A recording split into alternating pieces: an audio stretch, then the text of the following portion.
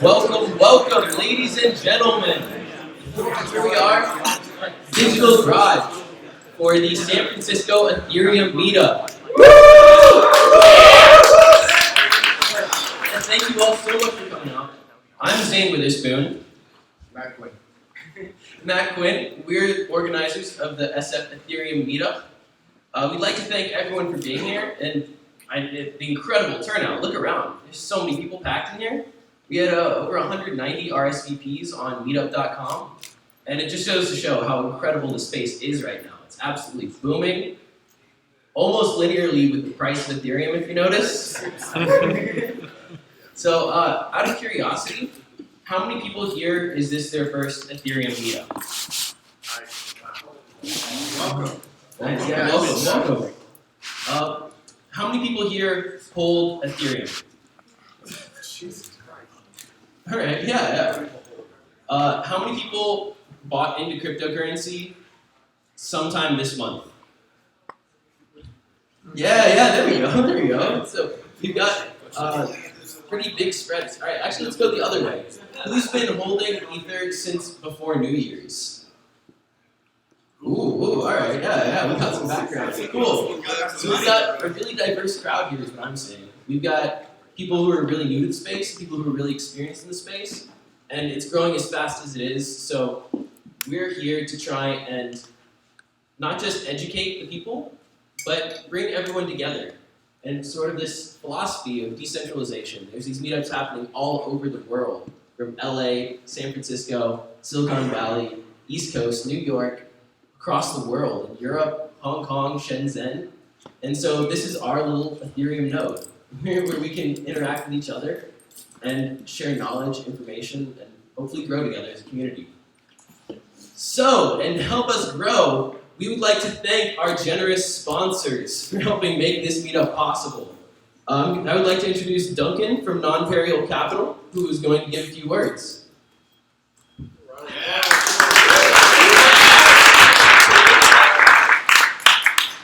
Thanks, guys. So, Non-Perial Capital, we're a small algorithmic trading cryptocurrency hedge fund. We're a public fund, but not that public yet, so don't invest. But we just want to buy you guys some beers, and that's all. Welcome to the event, and please keep coming. These meetups, there's real people here doing real things, and we're going to change the world together. You've got to appreciate the guys who bring the beer, you know? Crucial part to any networking event. All right, so our next sponsor, no small fish, is Consensus. So here representing Consensus West Coast is Alex Voto. Hey everyone.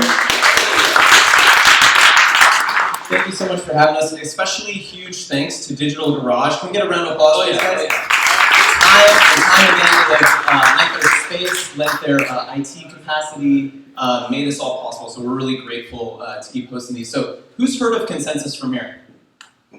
Ah, yes. Okay, awesome. So we're in good company. So for those of you who haven't heard of us, Consensus is a venture studio for Ethereum blockchain-related projects. So we do everything from what we call spokes, which are projects like Gnosis, a prediction market, Uport, a decentralized identity project, and MetaMask, which is a decentralized web browser wallet. We also provide some developer tools like BTC Relay and Truffle, which many of you have probably started on.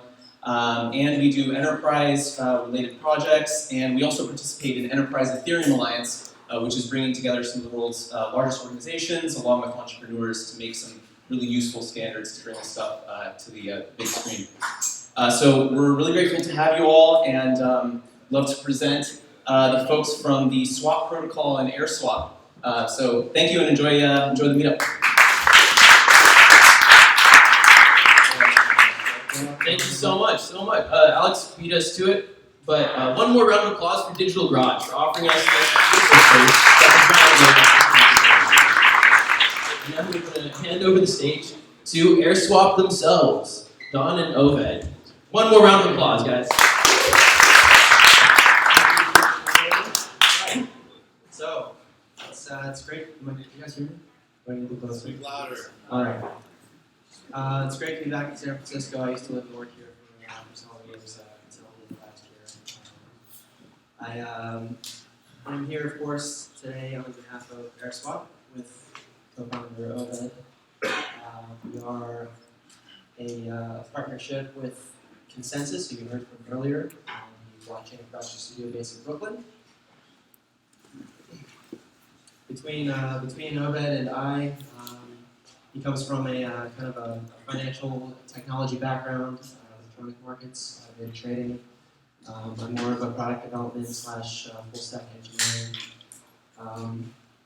We are going to talk about the token economy, which has been very exciting. I'm sure many folks in the audience have heard many things about.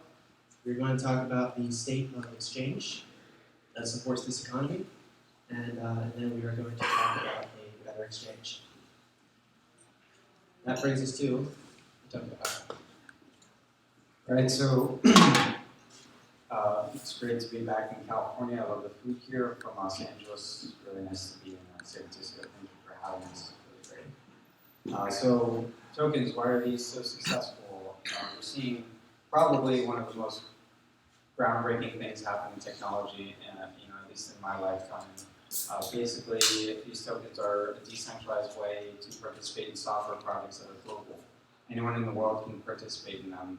And we're seeing this hitting this massive hockey stick right now. So we have over $1.2 billion raised. I think the number's a lot higher. The number's probably outdated already. But we're seeing a massive boom in investment and participation in this space. And if you think about it, participation is still pretty small as a percentage of both global assets and who's actually participating in these. So why are tokens powerful? So tokens are essentially your way to participate in your own mini economy. And a mini economy can be anything. It can be voting, it can be access to software. There are a lot of different applications. The beauty of the token is that you can define it however you want.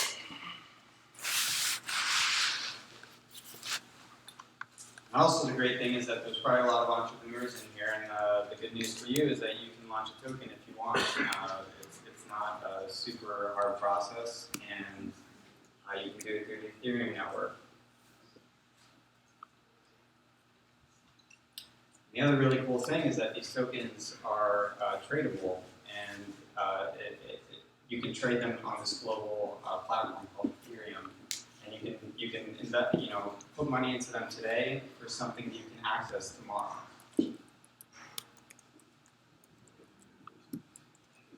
But the token economy right now needs an engine. The token economy needs exchange.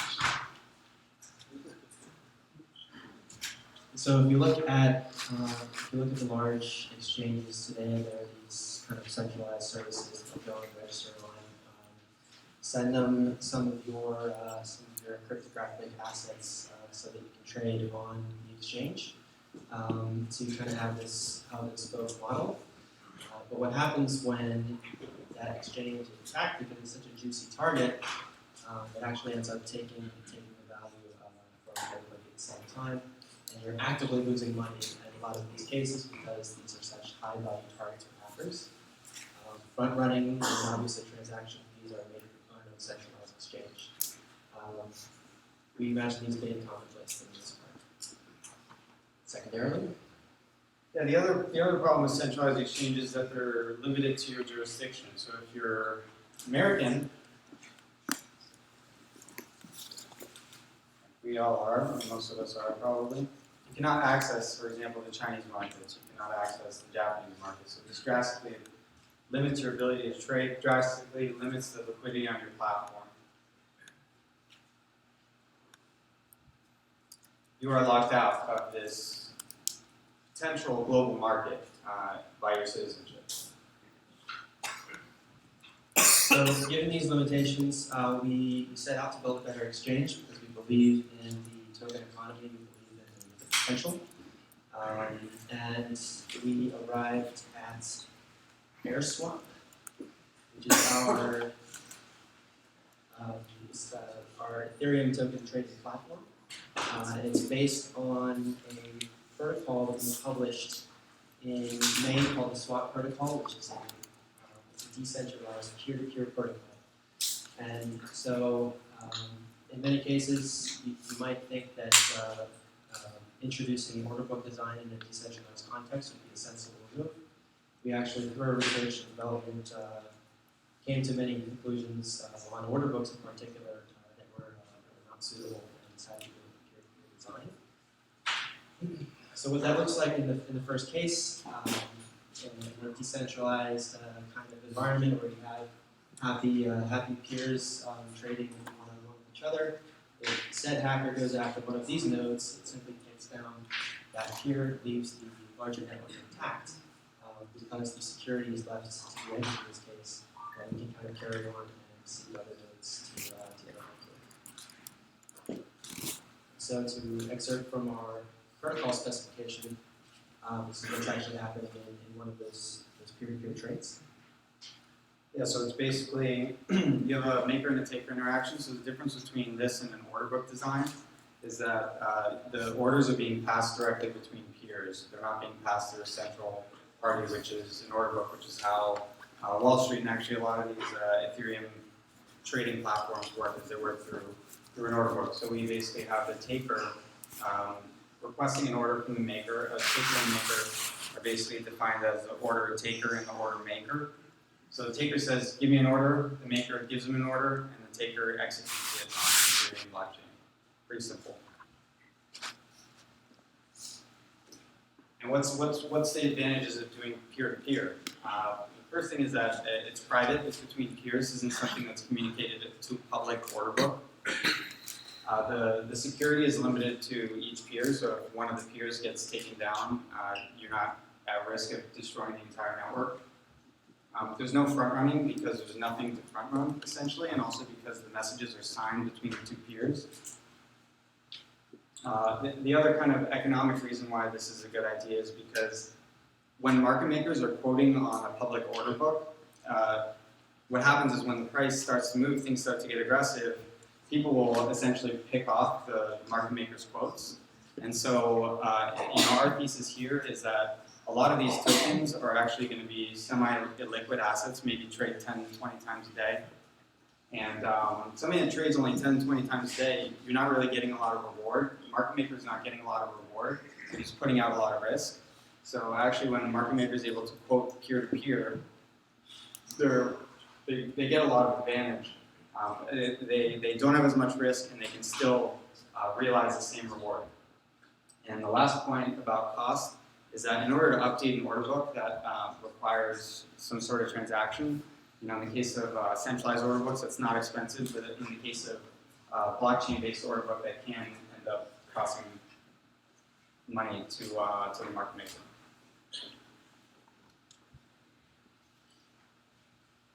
And it's made globally accessible with Ethereum.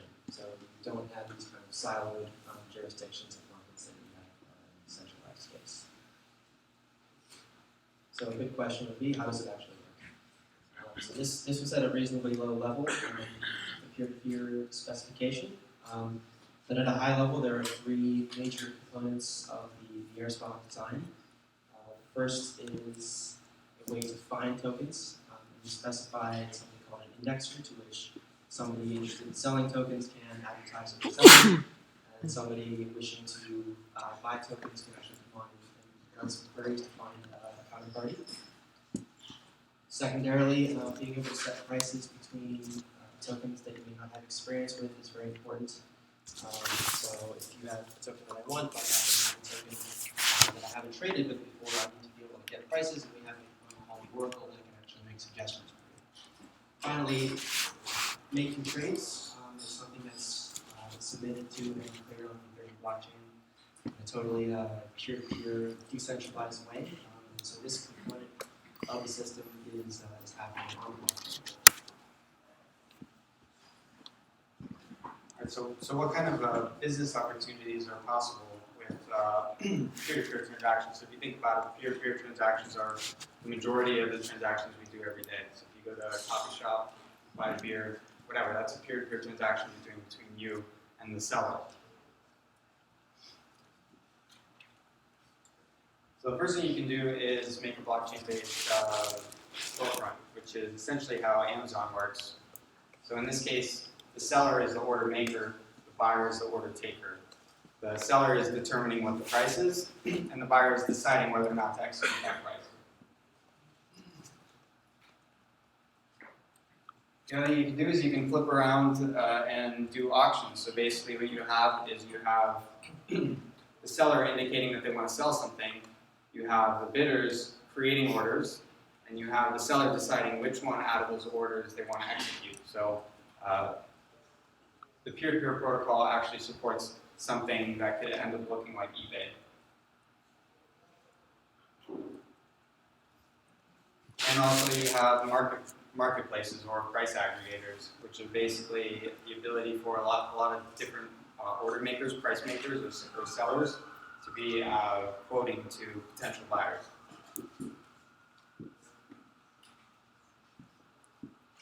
So with all of these possibilities, there's the question of where you actually start. And for us, it's simply the question, for example, I want to buy 100 Gnosis tokens.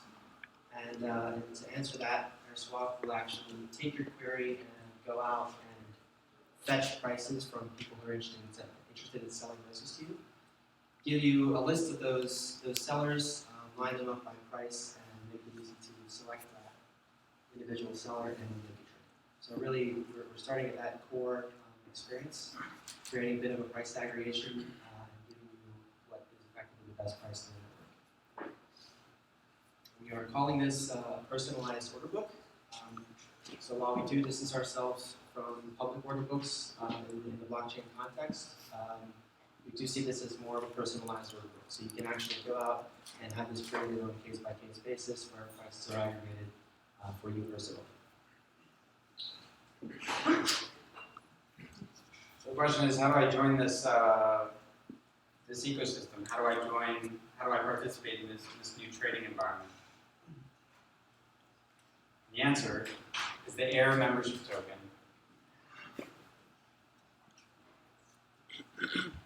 So we're actually launching the AIR token through our own platform. It's basically a peer-to-peer transaction, which looks a lot like the diagram we showed earlier. Where basically, we will be one of the peers, and hopefully a lot of you will be the other peer. And essentially, this will be version 1 of AIRSWAP, and you'll be coming to AIRSWAP to purchase AIR tokens with Ether. And so that, no, I was just going to say that is significant.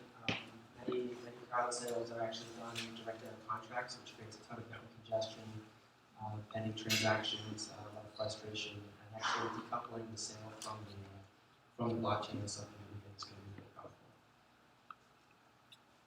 That's right. We're doing this on October 10th, so AIR is being launched on 10/10.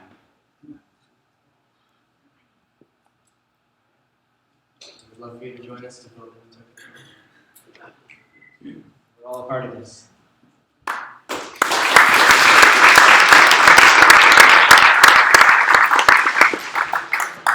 It's good, eh?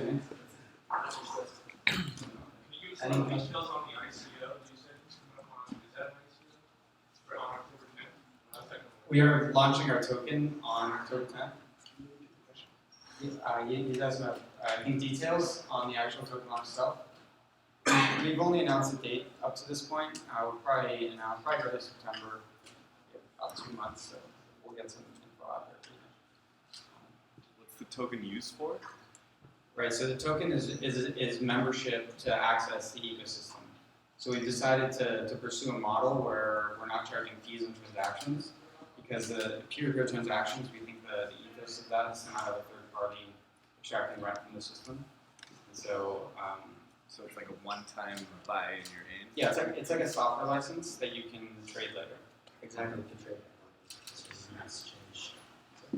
Are you going to limit the number of membership tokens that you have, and by virtue, kind of create your own market? I think one of the major considerations is scarcity when you're with any currency. So I think we're going to go down that path, but we're not exactly certain on how Or we're is that going to do kind it. of like buying buying a seat on the New York Stock Exchange. Exactly. It's like buying a seat on the stock exchange, or you can look at it as buying a cab in New York City. Yeah. Okay. Makes sense. And then a part of that is actually subsequently when we're hosting the platform and we host on the platform, we'll make it very easy for people to purchase things. Yes. I had a question. So the token gives you access to AIRSWAP as a member, and your token sale is happening on AIRSWAP. So do I need We won't AIRSWAP limit, token? we Do won't, I I need mean, AIRSWAP token? V1 will not be limited by owning something else. So- We can't so sell anything. Think of the token as giving you access to the platform. The platform would be comprised of an indexer and a member to facilitate this peer-to-peer ecosystem. Comes right after the token sale. Comes after the token launch. Well, that token launch will use our decentralized exchange contract. That's the piece. I think I misunderstood a little bit how the order book works, so could you maybe reiterate that a little bit? So it doesn't sound like it's an on-chain order book, Correct. like say Oasis Dex, and at the same time it doesn't sound like it's an off-chain order book like EtherDelta. Correct. It sounds like some kind of hybrid. So Yeah, so if I make an order, where does the order go? What happens with that order? So it's basically, let's say I come into this ecosystem and there's all these peers in this ecosystem, right? Everyone in this room is a peer. You go to something called the indexer, which is kind of like a search engine, and you go and you find who is willing to trade with me at this time. You make one-to-one connections with each one of those people, and then you request an order from each one of those people. What your order book? Sorry? Quote? Quote or an order. You get a quote will be non-executable, and an order will be executable. And so you basically get all these orders that will end up being listed in front of you, and you can pick the best order out of them that you want to execute. Okay, that's kind of like so when I access AIRSWAP, I get a list of all the peers. And then when I just query, hey, peers, give me all the orders that you guys have in all of your personalized order books. Right, but you don't need to make the connections to the peers if you already have those connections established. So it's kind of like for Google. Like let's say you want to buy cat food or whatever. You want to find a cat food website that's willing to sell you cat food. You type it into Google cat food, and then you find your website. Once you have that website, you don't need to search for cat food anymore. So you go to the indexer, you find all these people. Once you've established that connection, you don't need the indexer anymore. But that order book is basically a broadcast and the responses that you collected for the inputs.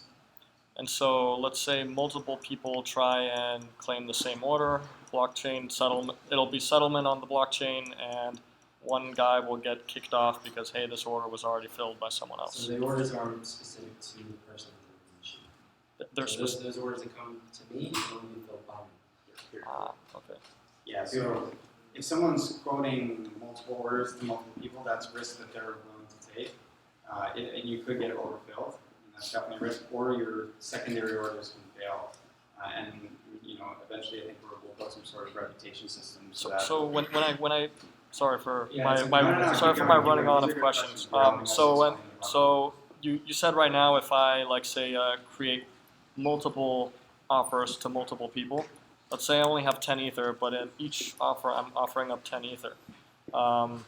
Is that possible because I don't have to deposit with you guys first, or is it just going to be, well, on the blockchain eventually it's going to say, well, you don't have 10 ether to trade because you already filled it with this guy and everyone else gets. You can of course just issue as many orders as you want and create an order that should be filled.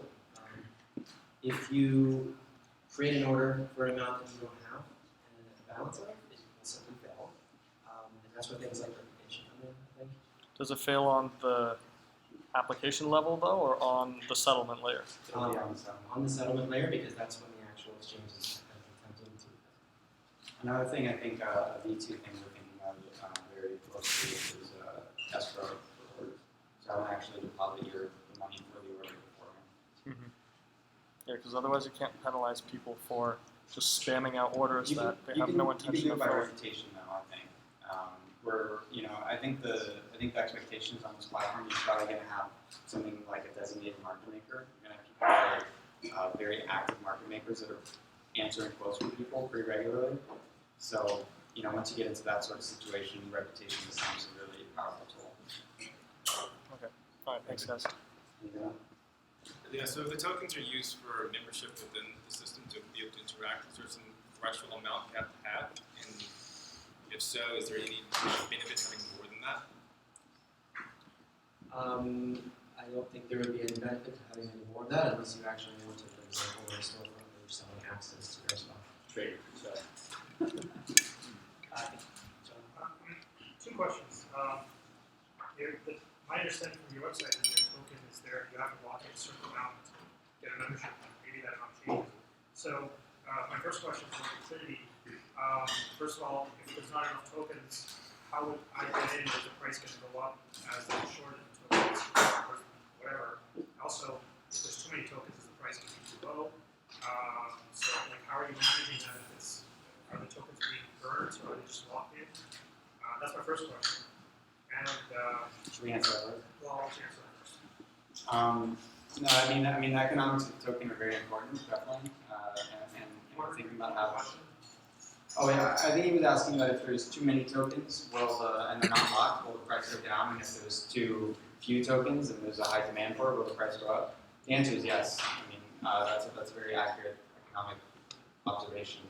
How we deal with that, I think that the idea is that because these are membership tokens, we may not sell a large proportion of it right out of the gate, so that we have the ability to kind of maybe sell more over time, so that if there's a huge demand for this platform, we can stabilize it. Consider monetary policy. My other question was in terms of using Ethereum, you have latency for contributions, and then you also have the increasing cost of these transactions themselves. Are you using Ethereum directly to do things, or are you doing things off chain? How is the economics of using Ethereum and the latency of using it factor in? Like if I place an order and it takes, let's say, 60 seconds for it to confirm, is there any risk that there's some currency risk or anything like that? Say concurrency risk? Yeah, currency risk. Like I place an order and it doesn't confirm, or it takes too long. Or the price changes. The price changes. I'm doing arbitrage online. I mean, how effective is that going to be for using Ethereum as a basis for locking down transactions? Ethereum's at like 12 seconds now, I believe, for transactions. Obviously, the number can get really congested sometimes, especially during some of these token launches. That's it's a good problem to have for Ethereum, to have these scalability problems, but I don't think I have anything off the top of my head as far as how we can. But it is filling that order that the rest of the services that we're providing on off-chain. So there's a lot of activity that's happening off-chain. Just thinking about like if I bought into this platform and I had a token, and I'm essentially I have a license with a seat at the table. I wonder if it would make sense to have that expire, in the sense of like it's not a token like a medallion like for a cap that you will not buy or sell it, but that expires. And I'm not even sure if there are any other tokens out there that do that. I was kind of like wondering if you guys are considering you're actually buying a license and it has an expiry to it, like when you buy a domain, it's a certificate, and like, you're gonna have to rebuy it. So the question is about expiring membership tokens. Yeah, so the token expiring, but that's a consideration. I think we definitely have considered stuff like that. I think the reason why we shied away from this is we want to make it as frictionless as possible for people to join this platform. And what frictionless looks like is you buy something and you don't actually use it later on. However, we are considering stuff, once things start to get really hyper-consuming, there starts to be a lot of trading, we may do something that would be rate limiting, or if you have over a certain number of transactions that you're doing every month, you would burn the token. But I don't think we're putting that in to writing or we're planning on doing anything like that. Just having the simplest. Yeah. So there's no such thing as like a market order in this case, right? It's all pretty much like you request a price, then it's built based on that. Correct.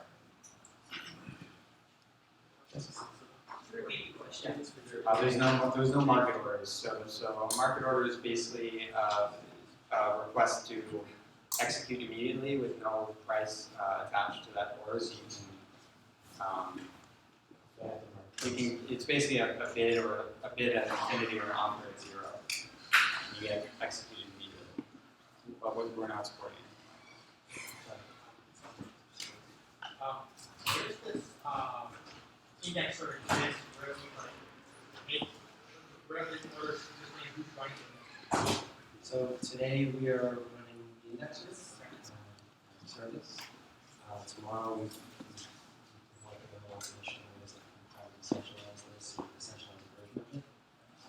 Certainly open up and try to make it something that other people to run indexers as well.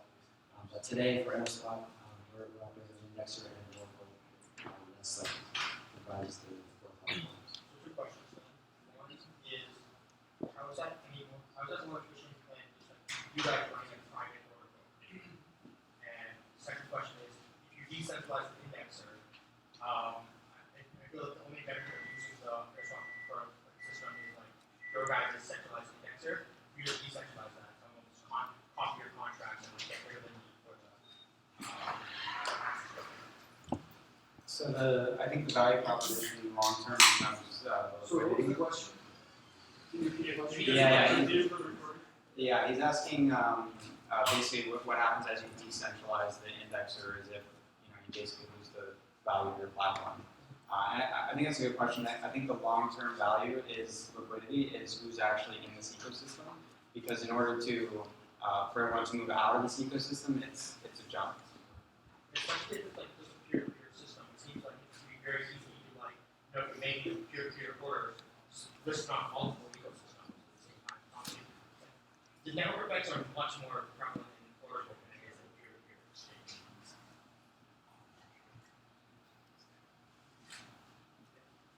Follow this. The point about peer-to-peer was that you can just send your orders to thousands of places. Yeah. I mean, these orders are crafted. Like what is it in a peer-to-peer system? It doesn't feel like it's network effects. The network effects. All the liquidity in that peer-to-peer exchange. Especially if you're not walking off your tokens until it's time. Nobody can hear the discussion. I think Yeah. Yeah, it'd be really helpful if you guys gave us a mic. So basically I was saying that a peer-to-peer exchange doesn't seem to have that much network effects because since you're not actually locking up your tokens anywhere until it's time for the swap to actually execute, I might as well take all the liquidity I have and list it on multiple swap protocols. So if someone makes just copies your code and makes other swap protocol without the need for the AIRSWAP token. Sure, maybe yours has more liquidity, but there's no point. I might as well just list all my orders on both systems, and eventually all the orders will start moving to the cheapest system, essentially. I think that could be true in theory, but I think in practice, the network effects of something like eBay are prevalent, where people come to eBay for a certain service, and they know eBay is providing that certain service, and you have things like reputation that are sticky. So there are ways around. I think it's a valid point. But if you manage to convince a large number of people to come to your platform, I think that just because something is slightly less friction, maybe they don't have the same UI, maybe, there are a lot of ways to differentiate yourself in software. I'd like to think that the US would be sticky. Okay. All right, guys. So I think we've got time for about 2 more questions for AIRSWAP. Yeah, quick question. So at the very beginning, you're talking about certain central exchanges in the U.S. Can only do exchanges for U.S. citizens, for example. People in Europe have to do Europe. For you guys, when you do your initial token offering, would you be also like a central exchange, or you have to do it through payment or some other country, for example? And how do you handle that? Why is it that you can do it when the other central exchanges can't do it outside of their own country? So you're talking about the sales specifically? Yeah. I'm not sure. I'm trying to think of. I'm not sure I have a good answer to that. That's obviously something we need to honor in different circumstances, depending on jurisdictions and universities. I was just curious, I guess, what's blocking those central exchanges from going outside of their region? Well, a lot of it is having customers and customers' funds. So in this case, you're logging into the platform with just an Ethereum wallet. You're not logging in as someone. You don't need to put your ID down or anything like that. Yeah, exchange holds your funds and Right. you trade from them, right? Yeah. You're talking about keeping your own funds and trade. Exactly. I mean, we also had some discussion with the Ledger guys about doing this through the hardware wallets as well. It'd be really cool. We have time for one more, I think. So couple small questions. The first one is around the speed of exchange. So if this order book is peer-to-peer and one of these orders gets executed, wouldn't you need to re-index and go back and forth with those network calls, and wouldn't that slow down the whole process? So, and second, so what are the Repeat the question for the recording, please. So you're kind of, this indexer is gathering orders.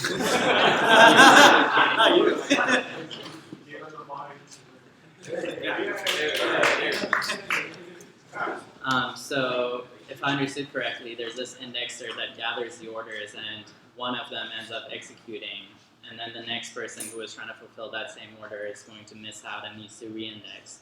So this is going to slow down that process. So, and so in this system, there aren't orders being posted to the indexer sort of aggregates intent to trade. So it's like kind of it's a discovery mechanism. So what you're doing when you're interacting with the indexer is saying, I want to trade this token, and it'll actually give me an address, for example, of someone who's trading the token. And then I can actually go ahead and make trades peer-to-peer in that case. If there's any delay on it or something on that actually executing, the trade was, for me specifically, can't be executed by anybody else. Because if it fails, I can try again with the same setup. If that makes sense. And then, so in an exchange, liquidity is one of the most important things. And by having a membership token, aren't you artificially limiting liquidity? Potentially, but I think we're going to make it relatively easy to get into the system first. It's true there is some friction, but that we're trying to design it. We're trying to design this in a way where it's as frictionless as possible for people. You just buy something and you can sell it later, and also that there's no trading. No trading fees. So the air token is like a library. So keep it in your wallet when you need it. You don't Exactly. go to the library to pick up books. Exactly. Like that. We've been getting all these cool analogies. I think, well, that's very enthusiastic. Thank you. How do you ensure best execution? Like, would it be like a transaction cost analysis afterwards? So they know that like on swap, I got the best deal versus like I think you guys would repeat this very last question. Yeah, he's asking about best execution, which is a very important concept in trading and finance.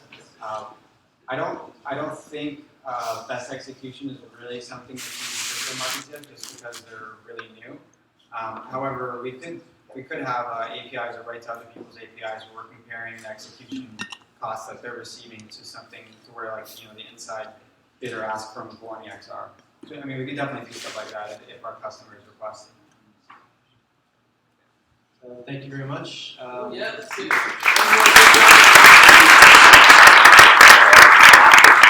Thank Dan Oved for being some awesome words presenting for us. Don, I got some. Don and Oved. We've got one more presentation for you guys, a short one. We actually have representatives from the Ethereum Meetup in Hong Kong.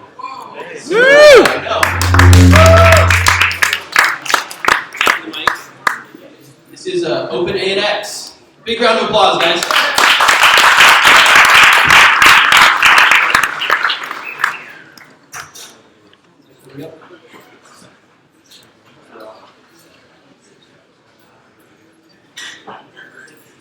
Is there somebody who can help me with the? Great. So, good evening, everyone. Thank you again to Matt and Zane for welcoming us. My name is Jahan Chu. I'm a managing partner of Kinetic Capital, formerly called Gen Advisors. We are a venture capital and blockchain VC, as well as cryptocurrency fund based in Hong Kong. Matt was asking me, oh, what do you guys want to talk about? Because we're just kind of visiting for the weekend, doing some meetings in town. And to be honest, I just wanted to introduce ourselves and present an open invitation to all of you guys and ladies to come out to Hong Kong. And anybody here been to Hong Kong before? Yeah. Nice. We are a very welcoming community. I founded the Ethereum Meetup and the Shenzhen Meetup as well back in 2014, March. And we're about, I think, maybe pushing like 800, 900 members now, so we're pretty excited about that. And we're really just here to tell you that Hong Kong is open for business as a token sale jurisdiction. And with that, I would like to introduce a really good friend, Ken Lo, who is the CEO of ANX, which is one of the earliest kind of cryptocurrency exchanges in Hong Kong. And recently, they completed the first Hong Kong token sale back about 2 months ago. So maybe Ken, you can tell us a little bit about OpenANX. Thank you, everybody. Thank you, San Francisco, for hosting us. Digital Garage, and just like Jihan says, you guys are very open, and thank you guys for giving us a chance to present to us today. It's my first time here in San Francisco. It's a great city. I really like it a lot. I'm also the founding member of OpenANX. OpenANX is just completed a token sale of 18 million in about 11 days. And with this fund, what we're hoping to do is bring fiat assets into the digital ecosystem. So as we've seen from a lot of technology companies, a lot of the Ethereum startups, there's a lot of great tech, a lot of great things that they can do for the industry. However, the biggest barrier for adoption today is bringing the fiat into the ecosystem. I mean, I saw a raising hand before. A lot of people bought Ether. I mean, how many people bought from a centralized exchange? How many people bought from local Bitcoins or OTC desk? How was your experience? Kind of sketch. But the one thing that is good about OTC and these local types of Bitcoins is it's much more flexible. It's much more easier, and it's you don't have to go through the KYC and the verification and all that other stuff. Not to say that that's not good, but that's usually one of the largest problems with the centralized exchanges. And I'm one of those people, right? I run a centralized exchange, and usually when I stand up here after their talk, the second question people ask is, "Can you help me get verified on your account?" So this is the problem with centralized exchanges trying to bring real life fiat into the ecosystem. Today, you only have one choice. If you want to put it into ANX, you have to go through our banking. And if you want to go through some other, like Coinbase or Bitfinex or whatever, you have to go through their banking. But that's not how the world works today. I mean, you go to a restaurant, you don't go to put money into the restaurant. You put money into to Visa, MasterCard, or various different types of payment channels. And this is what we need for the ecosystem, for all of the decentralized exchanges and centralized exchanges. So what OpenANX is going to build is first it's going to build a legal framework. So regulatory is coming in. Like I mean, it's whether we like it or not, a lot of this is going to get regulated. So what we need is a really sound legal framework to put that around. The second thing is to get the fiat into a digitalized tokens. And as AIRSWAP was mentioning, this is the way to go. It's once it's digitized, you can do a lot of things with it. Like you can send it to across borders, send it to Asia, send it to Brazil. All this is something that I don't need to preach to you guys. You guys all know, right? So the problem is getting it to there. So as this gentleman mentioned before, getting the fiat into it is kind of sketchy. Like I mean, if you go there, you buy the digital token from some guy on the street, you don't really feel safe with that guy. However, if the guy told you, I've got, it's collateralized, I've got, $10 million of ETH on the DAO, and my token is going to be collateralized with that, all of a sudden you feel a lot more safe. And with the DAO and the blockchain is transparent. I don't have to check your bank account. I mean, there's no fraud and there's no fakes. So this is what we're trying to do with these people. And the next thing is the working with the prototypes, getting the people being accepted. And this is one of the biggest things today. A lot of the decentralized exchanges, and again, we're a culprit of this, is not working together. I mean, we all kind of do our own thing. It's really busy, but how can we create a PayPal-like system where once we created this PayPal-like system that now all of the exchanges can accept it. And once you've accepted these digitized tokens, it will help with a lot of these friction of getting money in. So I'll give you a good example of how that's going to work. Like, I mean, right now, if I told you Ethereum is going to go to $1,000 tonight, how many people gets money into the system or money faster into the system to take advantage of that? I mean, it's quite hard. But if you had something that was 24/7, that doesn't shut down on the weekends, it doesn't require a wire or an ACH, not some of these things. This is what we need today, and this is what we're hoping to achieve with OpenANX. So we're one of the kind of proud supporters of OpenANX, and actually it's a lucky coincidence that Consensus is also hosting tonight, because actually one of our first venture investments was actually the Consensus company BlockApp, so we're really proud supporter of that as well. I guess with that, I mean, we'll let you go unless anybody has any questions about kind of China, Hong Kong, Asia. I mean, just a reminder that 10 of the top 15 exchanges are actually all located in Asia. So it's an interesting kind of possibility for you guys to, we need a lot of developers out in Asia, so if you're kind of tired of San Francisco, not that they should be, it's a great town, maybe take a couple months out in China. Sir. Can you talk about the legal environment for token sales in Hong Kong? Like, how's easier compared to other legal jurisdictions? So as a reminder to please repeat the question into the microphone. Yes, actually. So the question was, how does the Hong Kong jurisdiction compare for token sales as opposed to many others? We look at this a lot. I mean, so as Kinetic, we advise token sales. And of course, we all know that Zug is kind of like the center of Crypto Valley. They probably have the highest volume. We also know that the US, especially kind of based out of Cayman, is doing a lot of them as well. You may have heard that Singapore has started to come online and are issuing a few token sales as well. I think they did blockchain capital for their index fund. But Hong Kong is also, I guess, the newest one. And some advantages of Hong Kong that we feel are favorable tax jurisdiction to 16% flat tax. So your token raise, if you're raising, is going to be a taxable event. And that's why some people go to Cayman. On the other hand, as opposed to Cayman, Hong Kong is actually a city you can do business in. There's a lot of professional services. Hong Kong is, one of the centers of financial services. The ability to have everything from kind of accounting to kind of strong rule of law, as well as a whole host of kind of professional services, easy in, easy out, center of kind of Asia. It's quite helpful. Regulatory-wise, the SFC, which is the equivalent of the SEC, Securities and Futures Commission, is favorable. They are supportive. So Ken can tell you a bit about that. How is the SFC for you guys? So the SFC is pretty much the same everywhere in the world. They just want to reduce risk and not be blamed. So I won't say that the regulators are unfriendly, but they do have a job that they need to uphold. But with that said, the regulatory environment in Hong Kong has changed a lot over the last couple of years. Certainly from when we started ANX 4.5 years ago, it was quite, actually they didn't care. In the beginning, nobody cared about Bitcoins, nobody cared about cryptocurrencies, right? And then all of a sudden, the price started going up, and then all of a sudden they started taking notice, and then they became very aggressive, just like all sorts of governments all over the world. However, in the last year or so, the regulatory bodies, the MA, the Monetary Authority, and the SFC have actually started showing up at a lot of fintech events. They've even ran a couple of fintech events. We've even co-hosted and been part of the events. I mean, this is something that we've never seen before. I don't know how often it happens in the States, but definitely this was never something that you could get in Hong Kong a couple of years ago.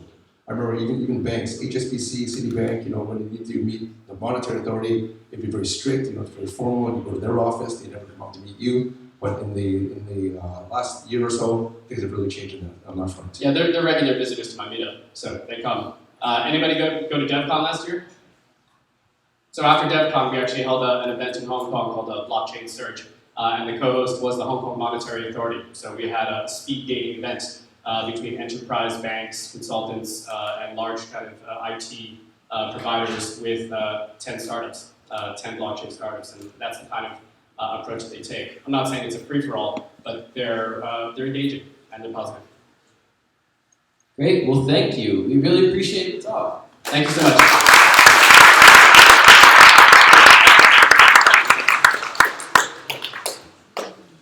All right, guys. Here's Matt. I just want to thank everyone for coming out today. It really has been fascinating to watch the rise in interest in Ethereum. And we're here to support that growth and the education, growth of companies, growth of use cases, adoption, and yeah. And anything that you can do to support the community is so appreciated.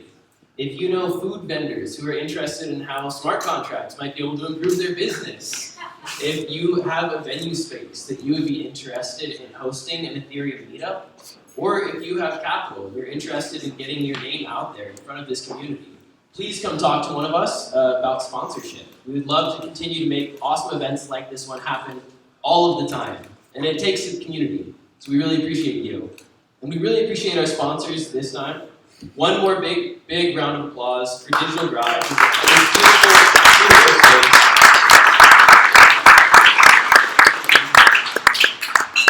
And big thanks to Non-Perial as well for providing beer.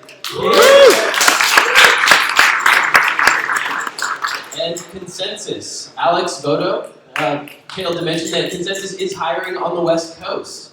So if you're interested in pursuing a career in Ethereum, give it a big round of applause for Consensus. Thanks, everybody. Awesome, guys. And with that, we'll let you go. Feel free to talk to each other.